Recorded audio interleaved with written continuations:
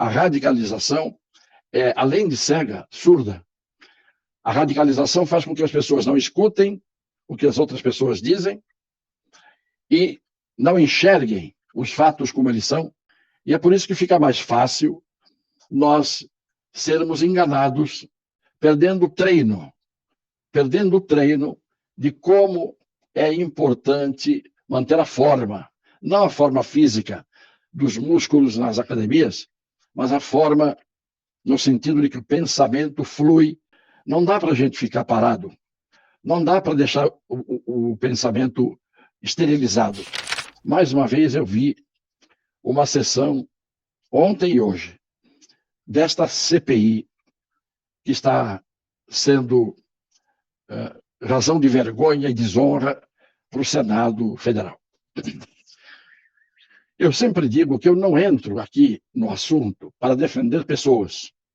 Eu não entro aqui para defender ideologias. Eu entro aqui para mostrar que tipo de comportamento as pessoas estão tendo numa sociedade que perde o rumo. Não é possível que a desonestidade, eu repito toda vez a mesma coisa, que a desonestidade moral e a desonestidade intelectual cresça cada vez mais. Eu não sei onde é que nós vamos parar. Todo mundo fala uma porção de vezes nos seus discursos palavras que são repetidas e se desgastam. Uma das expressões é: há hoje uma inversão de valores. Não há, não. Não há inversão de valores. Os valores não podem ser invertidos. Hoje você tem o desvalor. Não há dúvida nenhuma que, quando você tem valores como a honra, a dignidade, a honestidade, se você tivesse pura e simplesmente inversão de valores, todo mundo aderiria com muito bom gosto, invertendo, para a desonestidade, para a indignidade. Não é que uma pessoa acorda de um dia para o outro e diz assim: bom, até ontem eu fui honesto, até ontem eu fui digno, até ontem eu fui sério, até ontem eu respeitei, até ontem eu fui uma pessoa do bem. Agora eu escolhi, a partir de hoje, ser uma pessoa do mal, ser um desonesto, ser um indigno. Não é isso que acontece. Se fosse isso, era uma loucura absolutamente coletiva, que aconteceria como uma doença social, um surto. É isso que acontece. Os valores começam a não se inverter, começam a serem descartados e no lugar dos valores começam a ser colocados os equivalentes no nome, mas no antagonismo, no antônimos, são antônimos. Começam a ser colocados outros no lugar. Quando uma criança ia para a escola há 40 anos ou há 50 anos, ensinavam a esta criança princípios, regras, costumes, comportamento. Quando você vê que começam a não ensinar às crianças, aos jovens, muitas vezes nem dentro do seio da família, e muitas vezes nem na escola, estes tais valores, eles morrem. Então, quando uma nação atinge um estágio, como nós estamos vendo hoje, de ser alvo de um ataque, muito pior do que um ataque armado, do que um ataque bélico, sofre um ataque dos seus próprios filhos, que pura e simplesmente ou não aprenderam valores, ou não tiveram exemplos, ou porque não conheceram o caminho correto, ou porque não houve nunca quem mostrasse e fizesse a distinção entre o bem e o mal. O fato é que ganharam espaço, criaram o seu ninho dentro do Brasil, pessoas que são absolutamente a vergonha de uma nação.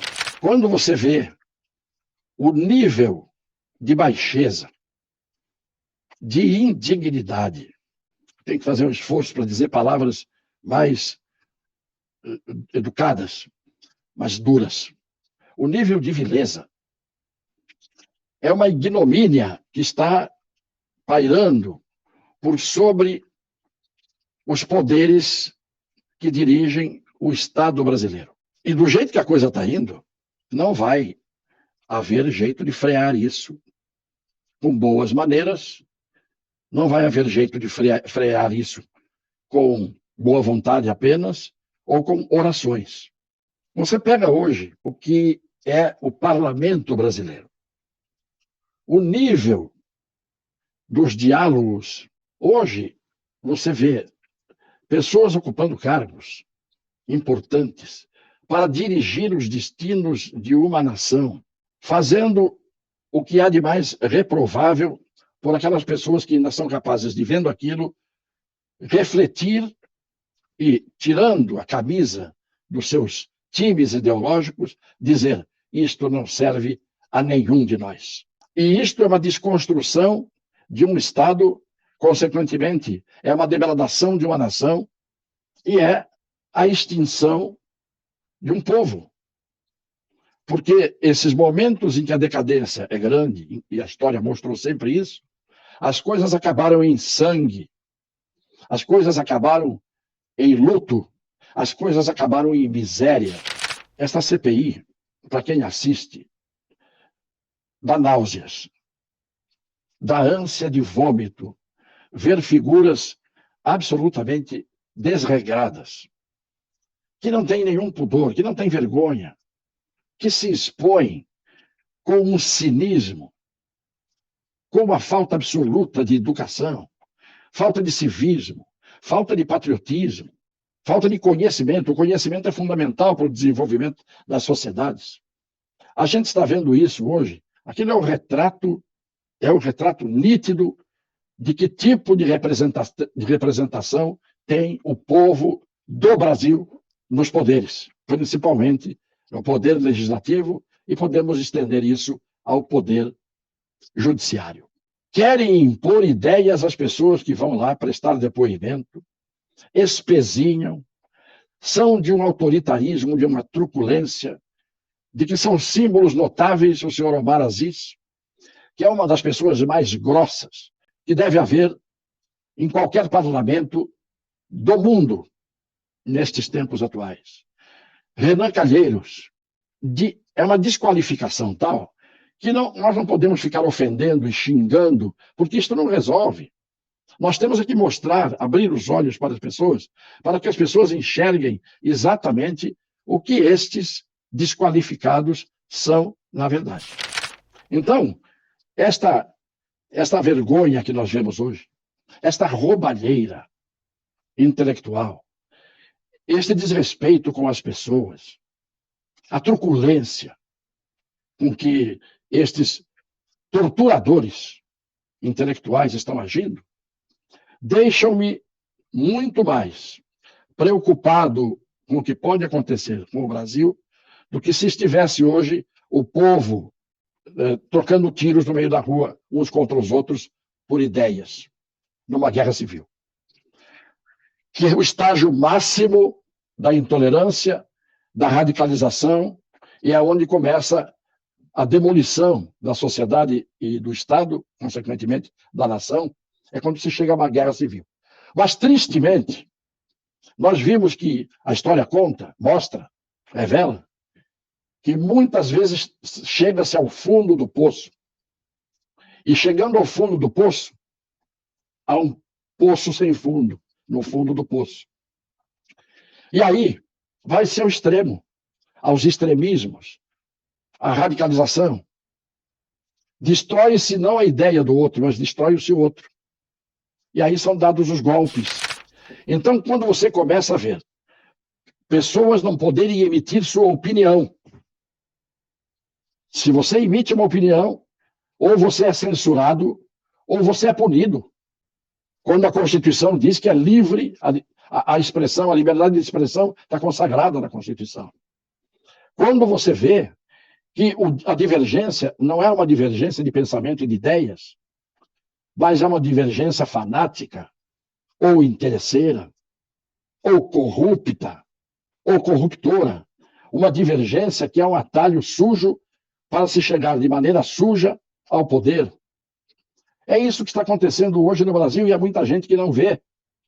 E há muita gente que não defende essas pessoas em nome dos seus princípios ideológicos. Isso não são princípios ideológicos. Isso são fins, no sentido de extermínio, de extinção das ideologias. O Brasil está caminhando para um momento histórico terrível, em que ninguém escapará de ser vítima, até mesmo aqueles que farão de todos vítimas antes de serem as últimas vítimas. É isso que nós estamos vendo hoje. As pessoas não estão enxergando.